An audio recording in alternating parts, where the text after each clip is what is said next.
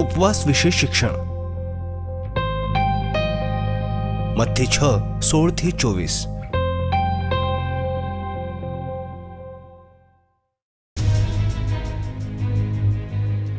ઢોંગીઓની જેમ જાતને ઉદાસ કરીને ઉપવાસ ન કરો.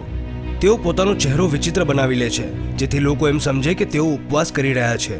હું તમને એમ કહું છું, તેમને પોતાનો બદલો મળી ગયો છે.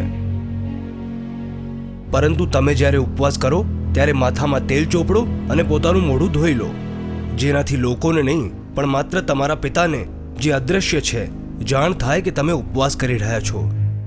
તમારા પિતા, જે અદૃશ્યને પણ જોઈ શકે છે, તમને બદલો આપશે.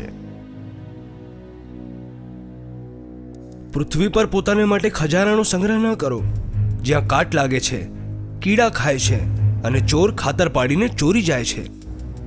સ્વર્ગમાં પોતાને માટે ખજાનો જમા કરો, જ્યાં ન તો કાટ લાગે છે, ન કીડા ખાય છે અને ન ચોર ખાતર પાડીને ચોરી શકે છે.